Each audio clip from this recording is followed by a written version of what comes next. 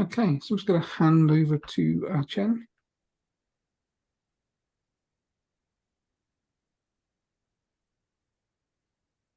Good evening to you all. My name is Chen.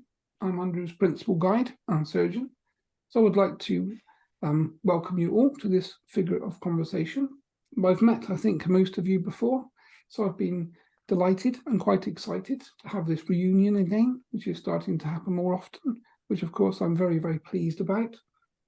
So, and as Andrew said, of course, we know that I do have a penchant to communicate and converse with all of you at lengths generally. So I make sure that I take the opportunity when invited to take over and orchestrate the physicality in this particular way, and obviously be able to communicate with all of you. And from my perspective, one of my core jobs is to help to teach and to encourage people to ask questions and to learn. So I think from my perspective, for this particular session, to a degree, I would be more than happy to take any type of questions from any of you, things that you either don't understand or things that you would like more clarification on, if I can provide that from a spiritual perspective, of course.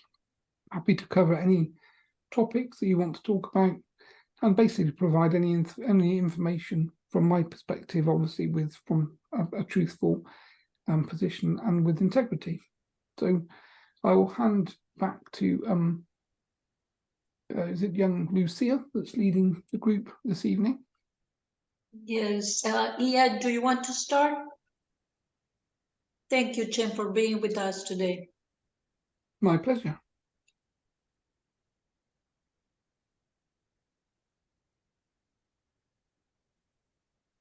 Hi, Chen. It's lovely to have you with us. Questions, let's see. Well, I'm curious, like, how is it that you've decided to come back now to be here with Andy in this time? Like, what is it specifically that was so important for you to come back?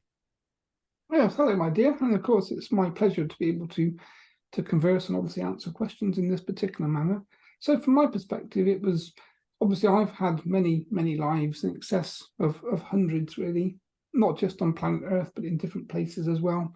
But planet Earth was one of my favorite existences, and I had many people that I worked with or lived with in my physicality when I was in body. And of course, like yourself, you gauge very strong friendships and connections when you live in the way that all of you are. You have a spiritual body inside the physical vehicle that you call your physical body, and you join with people, with partners, you get married, you have family, so you join very tightly with people, and of course that causes a very tight and clean and clear emotional connection with those particular spirits. So if you forget the actual people that you are today, and imagine that obviously the spiritual part of you, the spiritual aspect, is the part that is everlasts, as you know. Therefore, you can imagine over lots and lots of lives, hundreds of lives, if you're reincarnating, living with the same types of spirit and the same people, the union is immense between you, and the connections between you is immense. And this, of course, is the reason that when you come into the physicality on planet Earth and you bump into someone that you've known or have known from a previous life, you have that immediate knowing that you know this person, you like each other, your energy intersects and the vibration is harmonious, and therefore you feel like this is someone that's a best friend or a partner possibly. So the main reason I wanted to come back at this point in Earth's existence is a pivotal time, as I'm sure most of you realize. There's a lot of things due to happen over this 100-year century timeline that are very pivotal for planet Earth. So if you look at what's happened over the last 100 years, you've gone from a society without really technology to a certain degree. So 100 years ago, you had no telephone, you had no electric, you had no computers and internet. So you were very, if you like, backward society from that perspective. And in the last century, obviously, as you've moved forward, your teachings, learnings, understandings, scientific principles, everything has basically moved in a kind of frog-like way in front of itself. And this, of course, has been helped by different types of energies. So the people that have made the biggest scientific breakthroughs in your lifetimes, most of the information has been channeled from other energies, basically. So if we look at electricity and some of the key fundamental changing points, the scientists and the people that came up with the inventions were channeling energy from other interdimensional entities, basically. And of course, along with that, there's been a very tight level of negative control on this planet. So again, if you look back through history, you'll see many of the populations were controlled by rulers and dictators that didn't treat people very well at all. There was lots of death, there was lots of negative control. So the reason I wanted to come back is this is the pivotal point of change. So the human race has an opportunity now to basically forge itself into a completely different space, a different reality, vibration, different understandings, ethics, and teachings. So this is, if you like, the pivotal point when the human invented electricity. You can see how your society changed. Everyone changed with electricity. So from a spiritual perspective, what's happening now is there's the same change, and the opportunity for change is here. So at this point, the path goes in two directions. Either it continues in the same way it has been, which will lead humanity into a more negative, controlled state, basically, and the vibration will be brought down, which isn't harmonious to the planet itself. Or if we go in the direction that we expect it to go, at this crossroads point, more and more people are switched on from a spiritual perspective. The information that we provide and teach, and all of you here understand, starts to percolate into the general conscious awareness of all of the human people living on the planet Earth, or certainly the big proportion. That changes the vibration positively. And then the human race will basically join its brothers and sisters. So there will be interdimensional entities that will basically uncloak themselves in and around you that you will start to work with. So that this is an enormous opportunity for change. And for some of that change to happen, this level of negativity that we talk about that exists around all of you all the time needs to be cleared, removed, and worked against. And that's one of my skill sets. It's something that I've been interested in doing in many past lives. I've done the same type of things on other planets, and I work with a team of interdimensional entities many, many times. So this is, if you like, my passion, my kind of core skill set. And of course, when Andrew incarnated into this planet, he was a part of my soul family incarnation. So we'd work together again in different planets, different lives, different spaces. So he had the right understandings and skill set to be able to communicate spiritually with myself, obviously, and also, more importantly, to be able to sustain a very high vibration to do this type of work. So we're basically taking negative entities head on, if you like, and we're clearing, removing. And obviously, as we do that for each person that's cleared, their vibration moves up. So it doesn't sound much on an individual level when you've got millions of people living on planet Earth. But when we start to work through thousands and thousands of clients and cases, each one of them, their vibration moves up as we clear them, then that starts to make a big change. And that change becomes a snowball. And of course, its snowball affects itself into and across the whole planet. So for me, this was the reason that I wanted to re-engage and come back and obviously join with Andrew and start to forge this work ahead, because I already had a team of entities in spirit that can do the work. And many of you would have elected consciously before you incarnated into your current physical bodies to join these teams and to do this work. So it's by no means a coincidence that I'm staring at the faces of people that I know, I've loved, I've worked with, we've connected before. You know me and I know you. So does that answer your question, my dear? Yes, it does. I feel the same. Thank you. I feel also that, well, I'll let someone else ask a question, but I do have another one at the end if there's time. Thank you, Chen. Of course.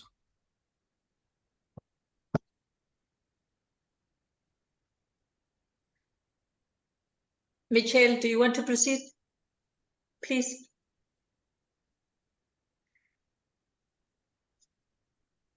Hi, Chen. Thank you for being here. I actually have had asked you to help me in a couple of my meditations, so I'm glad that I'm able to have you there. My question is, I feel like I have at least 3 guides, and my primary one is consistent, and the other 2 are just they don't really talk very much, but they're there like us to provide like strength and just consistency. Is it possible for you to see who's around me, if that's accurate or not? Of course, my dear. So basically, most of you elect to have a primary channel, if you like, a primary guide. And then, of course, you have transitory guides that come in different phases of your life when you need different types of understandings or support or emotional help. So all of you are behind the scenes. You're all changing guides continually, sort of month by month to a certain degree. So most people are unaware that's happening, and they basically connect to a core guide in the same way that Andrew was connected to and I have been around for quite some time. But obviously there have been lots of other guides that have connected also to Andrew and to myself and been around. So you're the same in that way. Most people are not able to perceive the other transitory guides that come in because they're so focused on the key guide that they talk to, or the one that gives them the goosebumps, or the one that gives them the elective thought process, the hints and the tips and the knocks on the shoulders and those sorts of things. So looking at you, my dear, I would say now there's at least 9 different entities around you. Obviously, you have your core guide that you're probably aware of and know. And then there's another 8 at least. Most of those are non-human. So these would be extraterrestrial entities as you would understand and see them, that are here to work with you in different manners and in different ways. But primarily, some of them are there for your own emotional needs and emotional understandings, and others are there to help teach you. And of course, this is how we teach humans. As I said before, electricity wasn't discovered by a human per se. Obviously, a human scientist found the combination of how to create electricity, but the channeled information came in from other sources. And this is what's happening with all of you continually, is you are being given downloads, as you've said, or someone said earlier, whereby the information is just put into your mind. It's left there to incubate. Often you're unaware of the information, then suddenly an inspired thought comes out, and you get given a nudge to do something or go somewhere or try something. And of course, the more you focus on those inspired thoughts, feelings, and encouragement, the more you change your path and move into or onto that spiritual path that's being guided. Because obviously, from our perspective, we observe free will. So if you want to follow your own spiritual path of your own understandings and walk alone, that's of course completely fine. But some people are happier and actually want to connect with their guides in a much deeper way, and actually want to have guidance and opportunity provided. So when you start to think in that way and you start to communicate, even if you can't hear your guides in your mind, or you can't hear them in your ears or with telepathy, just putting the thought out means it connects to that team that's around you. And if you can imagine, if you were in a school playing field as a small child and all the parents are stood around talking to each other, they're not really observing what you're doing. So you could be playing with your friends and having fun. But if one of those children stood there staring at the parents and asking them in their mind to do certain things to help me or to lift me up or put me in the tree or take me to the park or do something, eventually the parents notice that child is looking for attention and is requesting help or advice or guidance. And that's the same analogy to what happens with your guides. Most of the time, they're not really paying much attention to your conscious waking state. But if you actually connect with them in your mind, with your consciousness, and you're actually connecting, asking questions or asking for help or asking for guidance, then of course they will come to your side effectively and start to then find ways to provide you with the answers. And this, of course, is where the spiritual path can be quite good fun, because You don't have to have the thoughts put into your mind. A lorry might pass you with the answer on the back of it, or you might notice a word or a number. And then if you look up the word or the number, the meaning is the answer that you're looking for.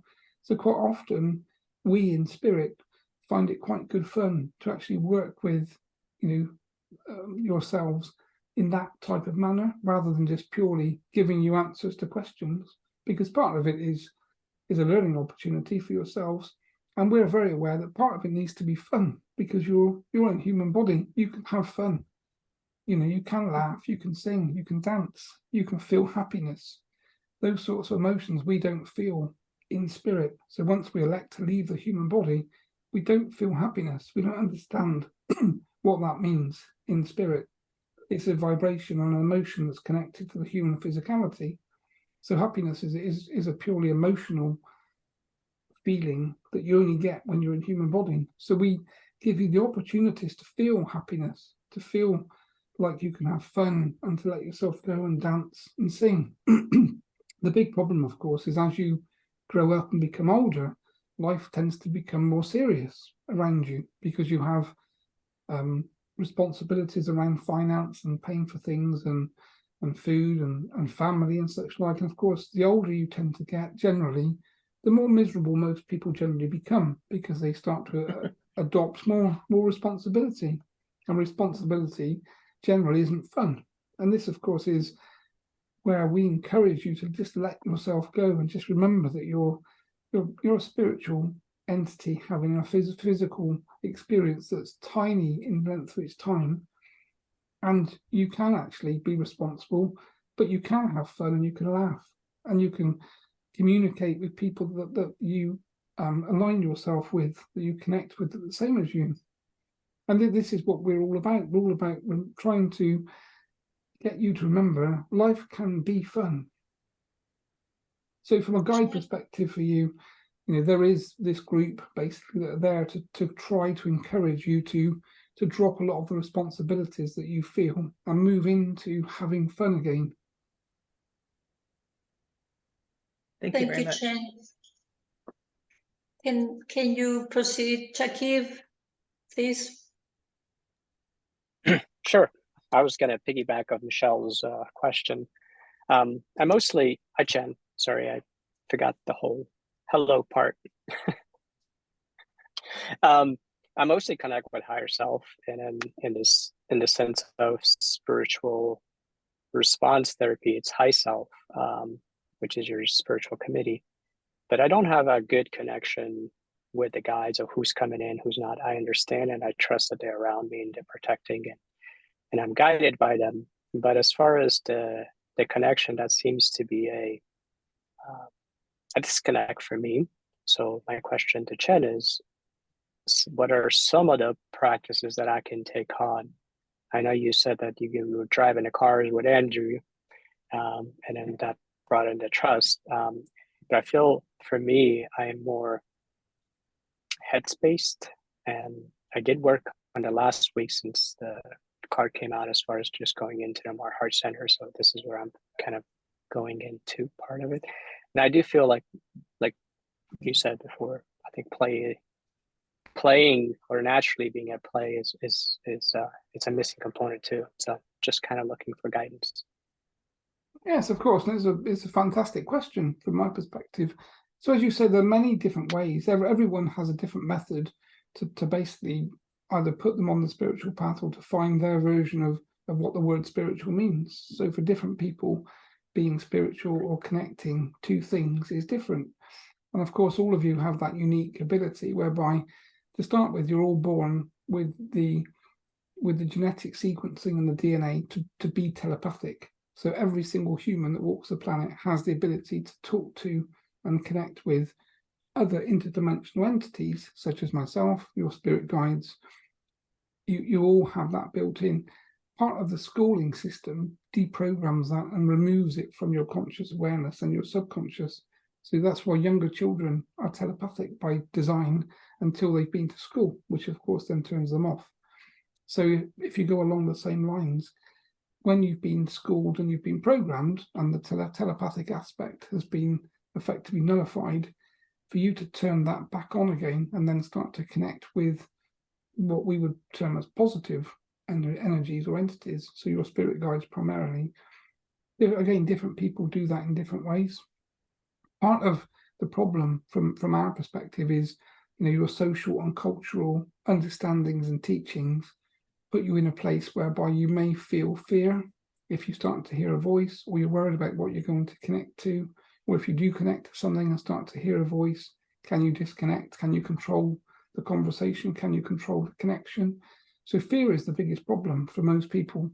And I think, as Andrew was eloquently explaining earlier, to do the sorts of things, or the connections that we had together, was not a problem from my perspective, but for him, he had to overcome a lot of fear-based worry to be able to allow my energy into his physical body to do this work and to communicate in the way that we're communicating today. So from your perspective, young man, obviously it's a case of just looking truthfully at yourself and thinking, whilst I can channel my higher self, that's that kind of core connection to core consciousness, really. So you're connecting to energy, you're connecting to an intelligent energy as part of your soul connection. And obviously you can channel that energy, which, some people are happy to do. If you actually want to connect to other interdimensional entities, so anything that's not just purely your energy, the best method, obviously, is telepathy to do that. So if we look at all of the other interdimensional species that exist, extraterrestrials, around the planet and in different planets and in different universes, telepathy is basically the common thread of how they connect. So two entities that don't speak the same type of verbal language, not physically, can connect with telepathy and they can understand each other. So you could be, I as a spiritual entity can connect to a French person. I don't speak French, but I can talk to them the same as I'm talking to you, because telepathy basically provides that connection, because it's an energetic connection, not a verbally spoken connection. And therefore I don't need to learn French to talk to a French person, because I'm talking to them through conscious awareness, which is a vibration, basically. And of course, as that energy hits their etheric field, their conscious awareness translates what I want to say to them, and they hear it in their mind, in their language. And this is why telepathy is the purest method of communication, because it's coming from a loving perspective, which is heartfelt. And the other thing about telepathy, of course, when you connect to someone, is you can't lie to people.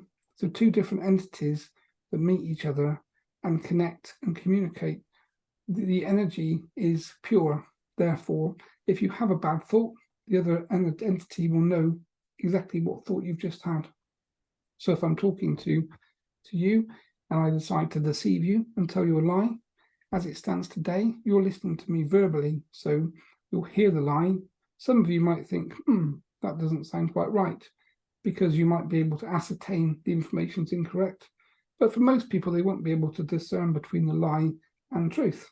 But when we're using telepathy and we're talking mind to mind through conscious awareness in that manner, lies don't work, because of course there is no concept of being able to deceive, because it's pure loving energy that's actually moving between people. So for you, if you want to connect to other energies that are external to your own self, then obviously telepathy is the method to employ. And the best method to learn telepathy is obviously using spiritual meditative practice. So meditation is the practice whereby you're basically engaging with that spiritual aspect of yourself. You're changing your vibration, you're moving your conscious awareness into a completely different realm and space that isn't physical. And in that different realm and space that isn't physical is where all of the other energies and entities exist. And this, of course, is where you then start to connect to your guide. But of course, the key caveat here is this is where you need to have an instructor that's actually teaching you to make sure you have the right protection in place, so that you're only connecting to your guide and you're not connecting to something that masquerades as a guide. And that's the whole kind of point, really, of these meditations that we're helping to teach. And it was my passion with Andrew. Initially, I wanted to make sure that we could teach this very advanced level of protection, because we noticed from a spiritual perspective that most people teaching meditative practice completely sidestep protection or have no awareness of the type of protection that's required to do this in an advanced manner with the right conscious awareness and in the right way. So does that answer your question, young man? It does. Thank you.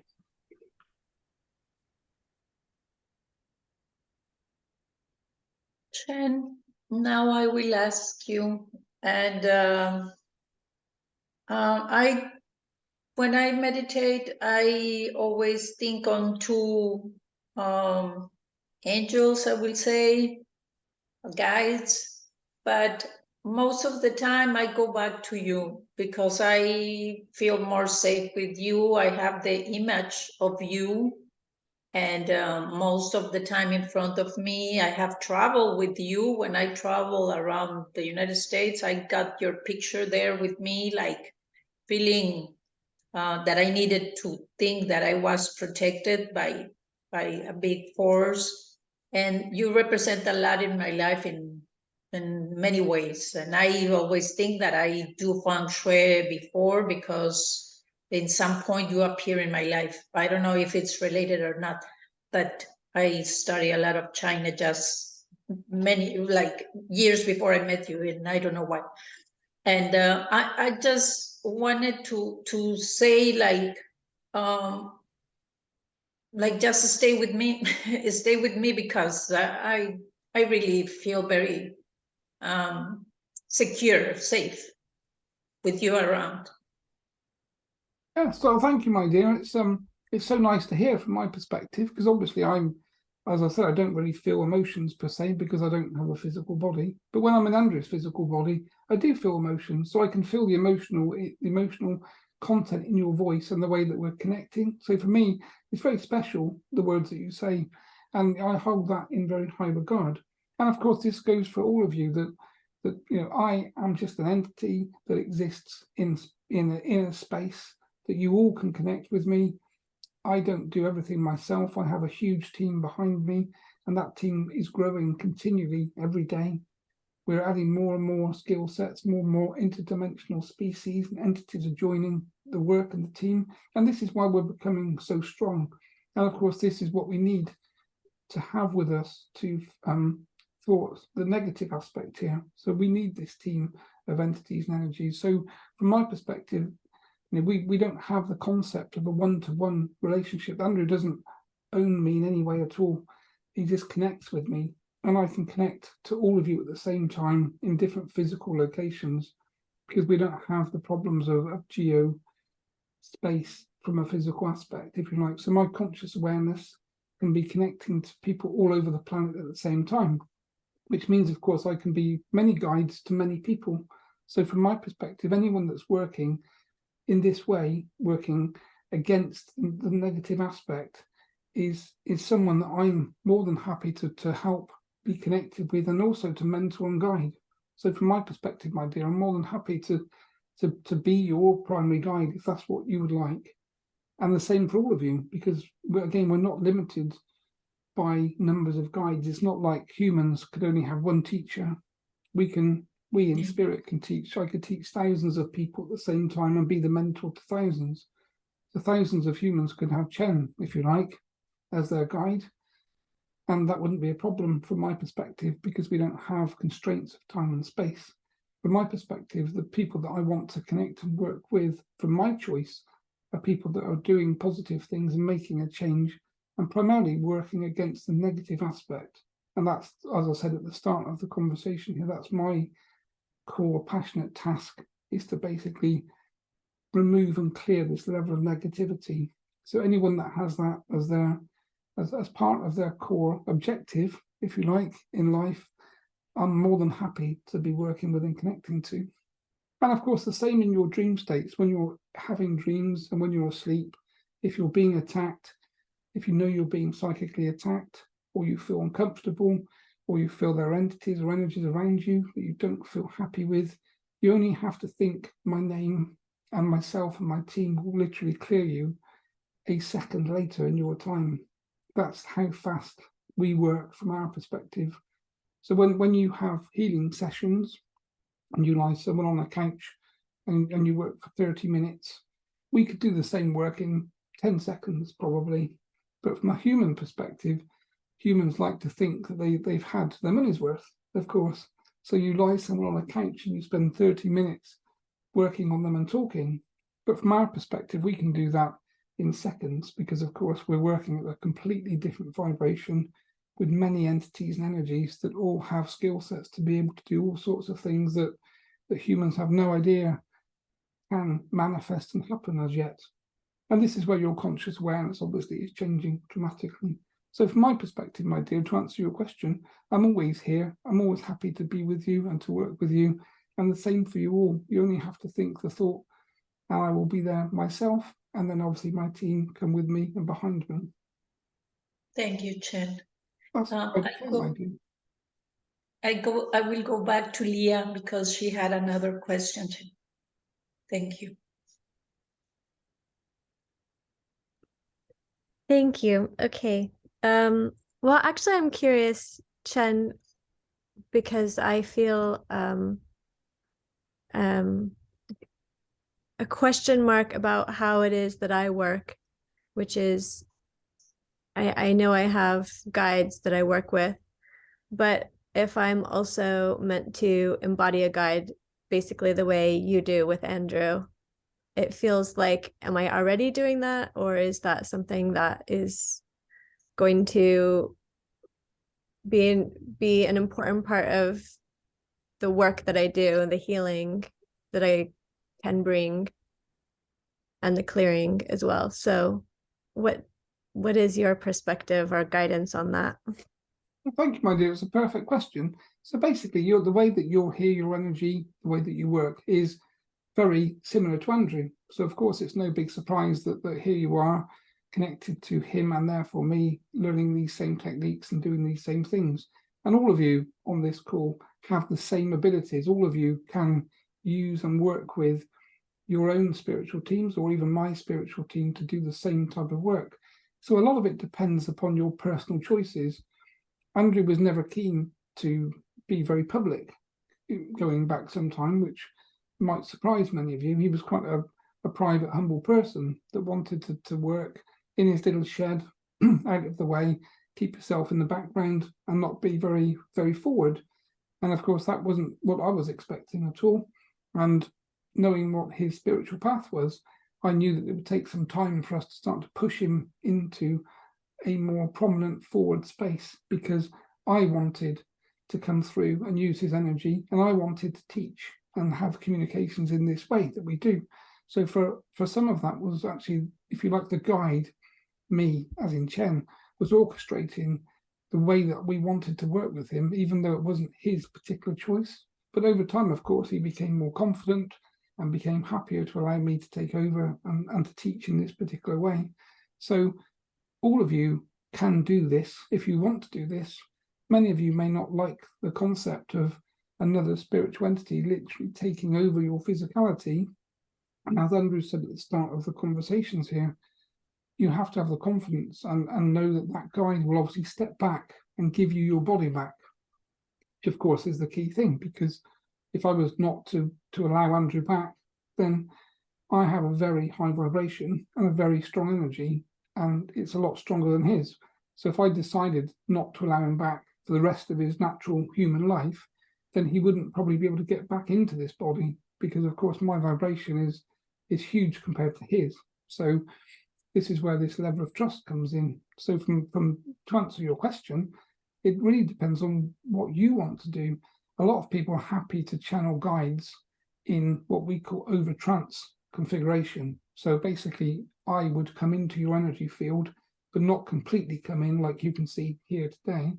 So I could work through your hands, I can work through your body. If your hands are on a client, I can basically use your energy, and in that overshadowed manner, I can connect and perform the same spiritual operation I can do either remotely or obviously using Andrew's physicality in the way that you see today. So it depends upon what feels comfortable to you more than what you can do, really, if that answers the question.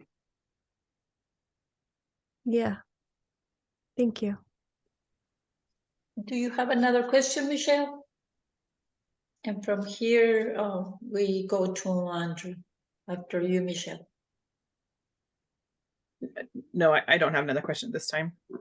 Okay, well, Andrew, Chen, thank you very much for everything. I wanted to ask something about the numbers because I follow so much the numbers, but I don't think it's enough time, and just to call Andrew back. Okay, Thank my you. dear, from my perspective, if it's a quick question, I'm more than happy to give you a very quick summary, if that works. Okay, well, I follow the numbers and I wanted to ask you, what do you think about it? Like, I read this from the Masonic books and from other information that I found, and just wanted to follow up on that. So, my dear, are you asking about numerology in its core configuration in that way, or just about how numbers work?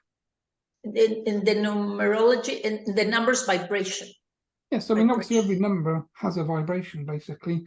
So all of you have your own physical frequency of vibration that's unique, that identifies your energy. So if one of you travels across the planet, we in spirit, if we wanted to, could find who you and where you are by effectively looking at your vibration.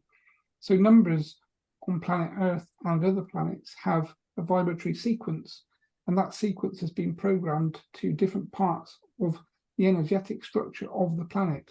And this is why the numbers become quite important, because you're working with astrology and the two interlay completely. So the movement of the planets around the planet that you're on and the numerology of the energetics and the frequencies all interact with each other.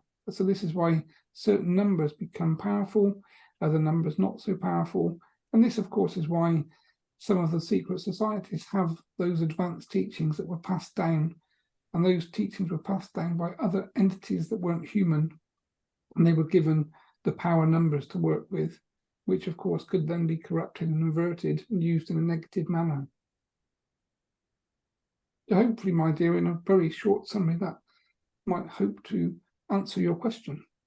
Yes, you did. Thank you very much, Chen.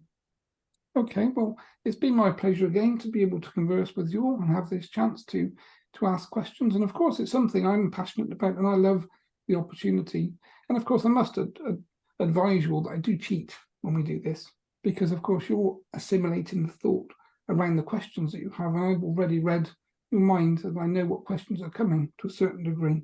So there is an element of a foul play on my part that goes on. So I am, if you like, partly prepared for your questions, which of course makes it fun from my perspective, and hopefully it gives you the opportunity to have some type of advanced understandings and knowledge and teachings, which will help you from a conscious perspective. And of course, it also helps you as part of your own spiritual path, progression and journey. So I'd like to say thank you for that opportunity. I do enjoy these sessions so much. And I know that young Andrew is busy waiting for me to let him in, which would be quite funny, because of course I can hold him off for as long as I choose to, which can be quite good fun because he can get quite annoyed at times. So I will elect to say good evening to you all, and we will speak soon, no doubt, and I will pass you back to young Andrew. Thank you, Chen. Thank We you, love Chen. You know what, Andrew? When you're with the face of Chen, it's like, I feel like you look like chubby, and when you are by yourself, it's like you're like more. Oh, that's nice. Normally it's the opposite thing. Normally I feel chubby and he feels thin. Because when he comes in for me, I feel my face go round, like a round ball type of thing, which is yeah, a little bit odd.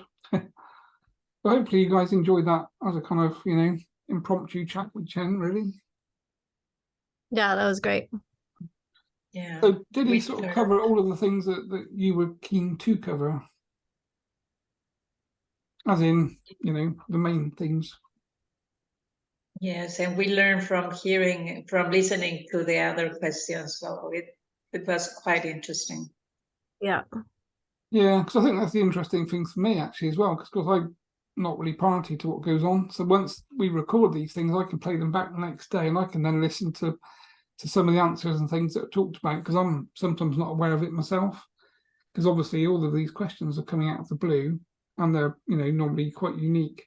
So for me, it's quite nice to have to listen to the answers that he's providing as well. So it kind of works for all of us to that degree, really. And obviously from his perspective, he quite likes taking over and basically running the show and making people laugh, which is good. Yeah. It's interesting while Chen was speaking, sometimes I had a vision, like I could just see actually Chen in the physical body when he was Chen, but also like when he was talking about where he's from, I could also see like different places of where he's from that's not here, like the connection. But he's really has a thing with like a sword. What is that? I'm not sure, actually. I guess, well, when he was alive in his last sort of human life, it was like the 1600s. So he probably had a sword then, I'm guessing, as a kind of, you know, protective thing. I think he also was really attached to like torches that have like the flames coming off, because I feel like he really likes the combination of the two, like sort of like how you always say Archangel Michael with the flaming sword, but I see Chen actively like really, it feels like a signature of him. Yeah, he's just saying to me, actually, the sword is the sword of truth. That's what he's saying it's for, basically. Yeah, he's very agile in that lifetime too. Yeah, it's interesting to see how you know, what you're picking up on, how you see him, because obviously when he comes in this way, it's very connected to you guys, and obviously you see, you know, different things. Yeah. One thing that was very interesting is like when he said, like he says about the electricity that come from a source to a person, and everything came from a source. And I remember in my readings, it's like Isaac Newton when he's under the tree, or these books that Einstein had. Like Einstein used to have in his desk these H.P. Blavatsky or Steiner, Rudolf Steiner, and nobody makes us read those books. And Einstein went to those books, and later he connected with the source and find his theories or other very important people in the history of humanity. But those books that they read, they were disappear in the 1800s or 1900s, I don't know. But the point is, they are not in the books. Like when I went to school, like reading about these authors from England or authors from Russia or whatever, in universal literature, they never appear. Blavatsky or neither of no name of the Theosophicians. I think that's the name, Theosophy, something like that. It's what Steiner create, and they don't appear in the books. But all that knowledge that is in the books of Blavatsky, it's like it was by the occult world, and that's what they read, and that's what they were channeled at that time, and that's what was disappearing in the 1800s, where all the corporations were born, the big corporations, you know, like the ones It kind of that makes sense, doesn't it? It's, you know, it's a bit like the churches have used the same things, haven't they? They've taken some quite positive things and they kind of change it and, you know, make it more about control and that kind of thing. So, you know, it tends to be, it's the same strand all through human history, isn't it, really? Is that when positive things are provided, at some point they're then taken away, really. Yeah, and even Jung, Sigismund Freud and Carl Jung, even them read those books, and that's why they came into the subconscious and all that stuff. And it's too much knowledge that was channeled by someone, and they just developed. But it's not that they created the theory of relativity or whatever. It was channeled first to someone in the book, and then they understand or study about it, but not like they just did it. I think it's continually being channeled again and again in different ways. across different pathways. But I was also really struck by the electrical thing too, because I haven't read any of those books, but I felt that what Chen is saying is actually really in connection to how we are able to do this kind of work, or that's how Chen accesses the ability to do this, is through, it's not electricity. We think it's electrical, but there's some different component to it that, I don't know, maybe we don't have to understand it with our conscious mind right now, but it feels like there's some connection point. And then even when you're saying that we all have a frequency, that's a numerological frequency, that makes so much sense too. So it's somehow we're downloading or getting the information of how we connect to this electrical magnetic field, and it's got endless ways or pathways to connect with other people and other forms of healing or clearing or shifting the energies. It feels like that's, when Chen was saying that, I also was really struck by that we all have this connection in different ways to that form of energy. And you can choose to connect supposedly with a cord, a silver cord. That's when you channel, when you connect with that silver cord. But one of the things that I notice is when you have entities in a house, the first thing that goes is electricity. They take out all the electricity of the appliances or electric systems, whatever goes down right away. There's no electricity. And the current electricity that we use is a taking energy. It doesn't share it, like the electron and the proton, or what, I don't know, I don't understand, but I just know that there's something about it that's really basic. It's not in any way the capacity of how we could generate energy. Like weather generates a ton of energy. And so sometimes I think the idea of like tapping into a bigger energetic field, because it's true, the lights is the first thing to go, or like if I'm stressed out, electrical stuff starts going crazy around me too. So that's the key in every culture and every civilization. Energy is the vital, what ignites everything, and it's the first thing that goes and is stagnant around your spaces or around you, and Nicholas that electricity understood the formula apparently, because he said if we understood the 369, we'd have understanding of everything in the universe of how to create energy freely. And I think the idea is that the Egyptians or more ancient cultures did have free energy. There was no such thing as electricity needed. So yeah. And 369 means frequency, vibration, and energy, or something like that. Right. Those codes or those numerological frequencies can build anything. Yeah, it's interesting, isn't it?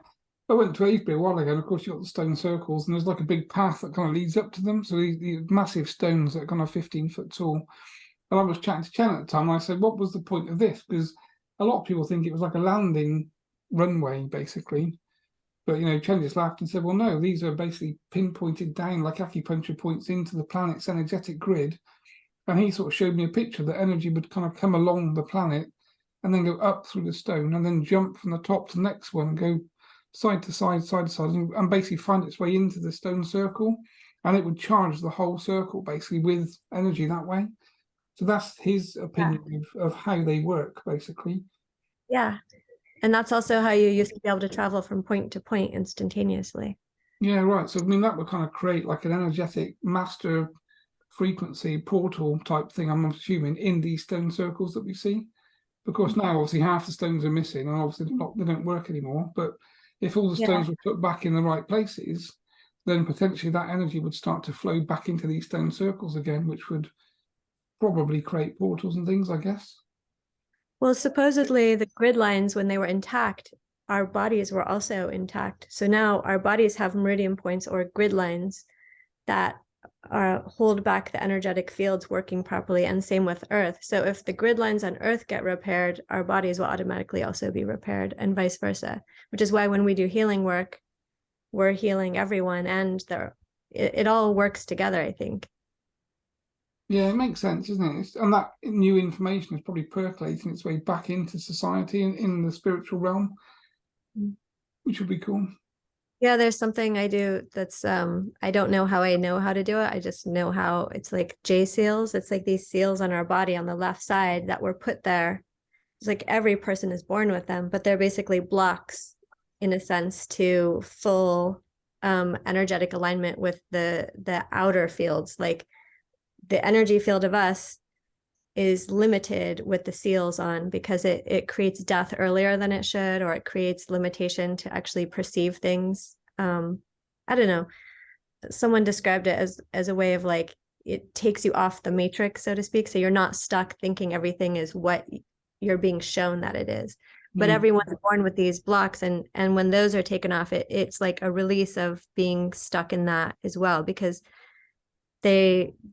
it's like the places that got damaged on Earth, it's also reflective in our physical body now as well. Yeah, I mean, it makes sense, and everything's connected, isn't it? So, you know, as soon as you unblock some of the corruption, potentially everything would change, which is probably why the control system is, you know, continuing to trying to control everything, because if we all become more spiritual and understand some of these principles, then everything will start to change organically, which of course is probably the, you know, concern point, I guess. Okay, folks. Yeah, Chen was saying something about why that's why he came here at this time. So I'll look forward to a little listen tomorrow then when I put that back on. Yeah. Good. All right, folks, I think that probably concludes this evening. So hopefully it's been interesting and enjoyable for you. I've just had a sleep for an hour, so it's been good for me as well, obviously. So any questions, or if you want to have a chat, obviously the chat room's always open, so you can post things in there and we can ask things, and I'll probably see you all again next week. Thank you. Take care. Thank Cheers, you. folks. Bye-bye.